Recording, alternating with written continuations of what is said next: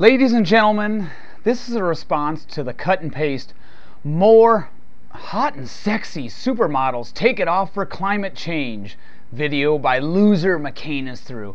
Another cut and paste video copied from another user because mccainisthrough has no original material. This video purports to inform everyone that if we don't go from 390 parts per million to 350 parts per million of CO2, then we're all gonna die. Funny thing is, this bimbo stripping probably knows more about science than user mccainisthrough. If you remember correctly, mccainisthrough had no idea that the WHO, World Health Organization, had given DDT the green light in 2006.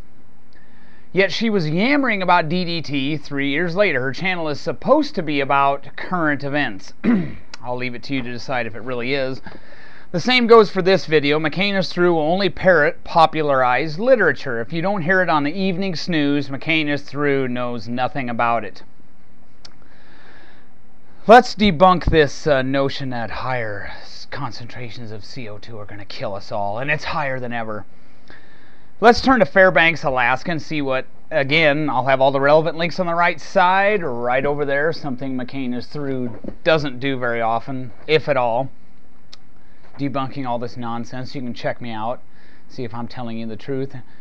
Let's turn to Fairbanks, Alaska, and see what effects elevated levels of CO2 are having on potatoes. In a recent study in the journal Agriculture, Ecosystems, and Environment 112, again, that's not something you'll find next to the fish tank in a Chicago dental office.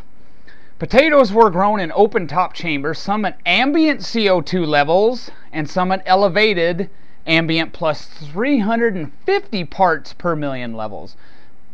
What the authors found, and again, I've already corrected somebody on this in my Guns and Greenhouse Gases video. Some clown from the UK was yammering about this. He's been corrected as well.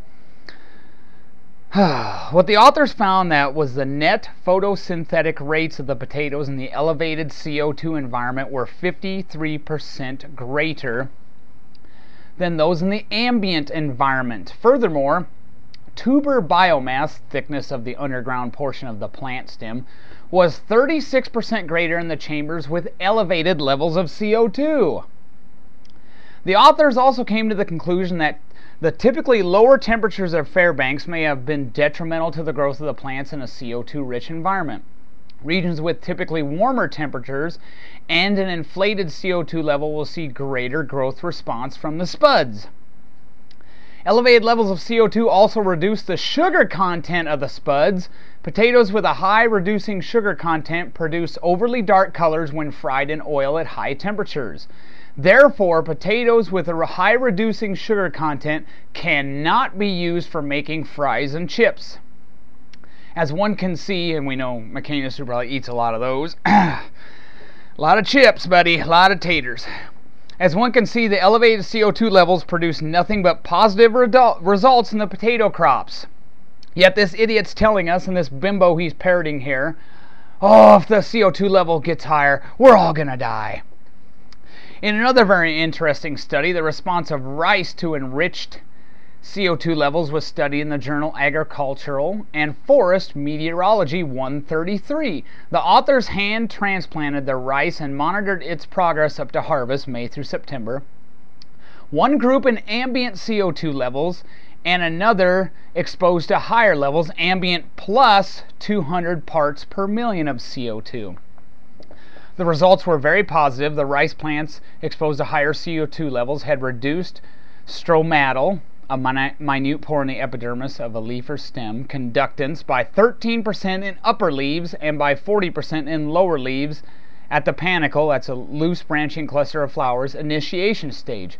After the initial stage, however, the reduction decreased. Moreover, as conditions got drier, the pores in the epidermis of the leaves closed more, and the total water used by the crop was 268.7 millimeters in the ambient CO2 treatment and 246.7 millimeters in the elevated CO2 treatment.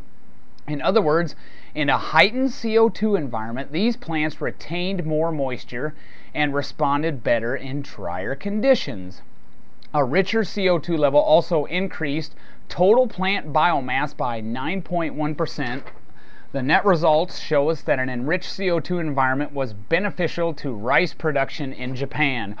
Again, contradicting mccainisthrough's parroted argument about higher CO2 levels.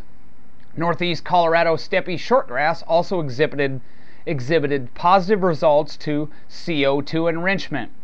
For example, when the root biomass of plants were exposed to natural conditions for entire growing seasons, in open top chambers, very wet conditions, and in ambient conditions, and then the same thing, very wet, plus 300 parts per million CO2, the plant biomass increased 28%. As you can see, higher levels of CO2 were not hurting these plants. It was beneficial, but because mccainisthrough lacks the resources to peruse anything but the popularized nightly snooze literature, she didn't know that. In addition, mccainisthrough obviously doesn't know that less than 4% of greenhouse gases are CO2, and less than 4% of that is man-made CO2 emissions. Moreover, the most efficient greenhouse gas is water vapor, so if you want to stop climate change, learn to regulate water vapor. Maybe we can get Flash Gordon to help us with that or something. The most efficient greenhouse gas is water vapor, and in 2007 we had CO2 levels of about 380 parts per million. A 2007 study conducted at UC Davis concluded that the amount of CO2 in the atmosphere 300 million years ago was on the order